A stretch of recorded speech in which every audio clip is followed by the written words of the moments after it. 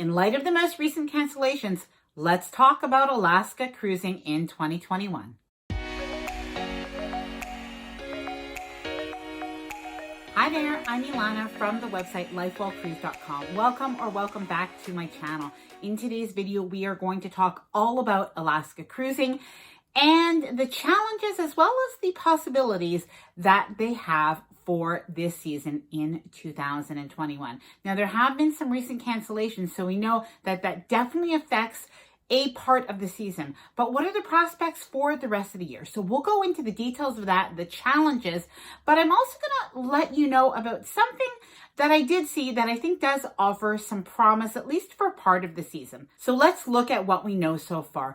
Princess and Holland America have recently canceled their cruises in Alaska up until mid-May and early June. Now, both of those cruise lines have a huge presence in Alaska with many cruise ships. Now, we haven't heard yet from other cruise lines at the time that I'm recording this, but of course, it's quite possible by the time you are watching this that we have heard similar circumstances from other cruise lines as well. Now, something I did want to mention, especially if you saw my last video about the recent cruise news, is that while you can't take back-to-back sailings, for instance, if you do a cruise that is a northern route or a southern route one way in Alaska, you can't do back-to-back sailings, but you can do land tours. So it looks like to follow those CDC guidelines, you will be able to do a land tour. So something I just wanted to mention, in addition to the info that I gave in the last video, I will leave that last video at the end of this one if you'd like to check that out. So will those cruises actually happen at that timeline?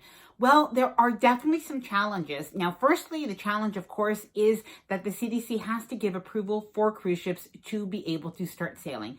But that is only one of the challenges for those Alaska sailings. What has to happen in Alaska is, well, Canada also has to remove its cruise ban. Now, the reason that Canada has a cruise ban is really mainly just related to this virus. Canada has been very conservative, has had travel restrictions, has had border closures really throughout the entire pandemic.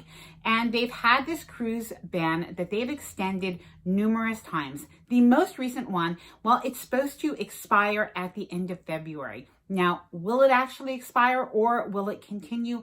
I think it's likely that they will extend this. And the reason I think this is just because the numbers in Canada, even if we look at without adding visitors, the numbers in Canada just aren't really great. Our numbers are quite high, and at the same time, even though we have vaccines that have come in Canada, the rollout is not happening very quickly. So it would be hard to say that by the time we approach the end of February, that things would be in a much better position. So it is possible that they'll extend that cruise ban another couple of months.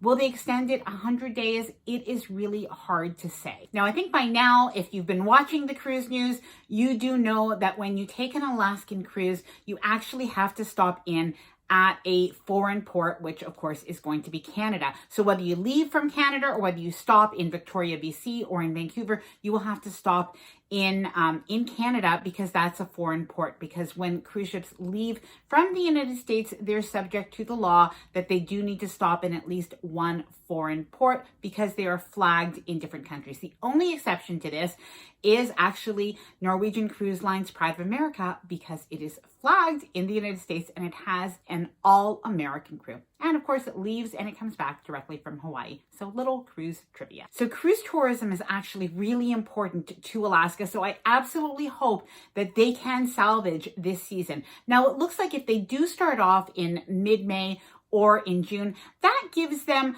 really at least 2/3 of the season. If they start only in July, they still get half of the season, which is absolutely better than nothing, and they definitely need that. Now, this is where I did want to let you know about, I think, a really good potential possibility. Now, Alaska is definitely preparing for this and making sure that they are ready for cruise ships. And I think one sign that we can take that we can think is very promising is a company called alaskatourjobs.com is actually hiring right now, and they are advertising for this.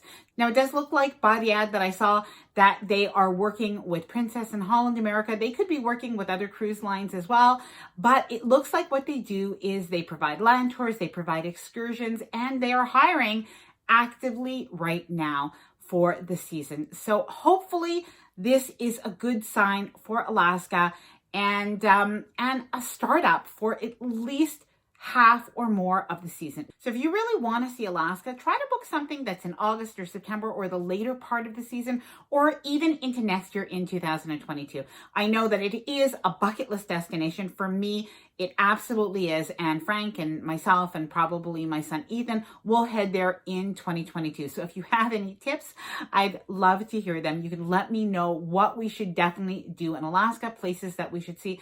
I would love to hear it, and I'm sure other people would as well. Now, I'd love to know what your thoughts are. Do you think that the Alaska season will be salvaged for at least June, July, August, perhaps? Let me know, please, when you believe that it will restart in the comments below. Now, if you did like the video, please do give it a thumbs up. I really do appreciate it. And of course, please do subscribe to the channel if you haven't done so already. I would absolutely love to have you here. Thank you so much for watching, and happy cruising.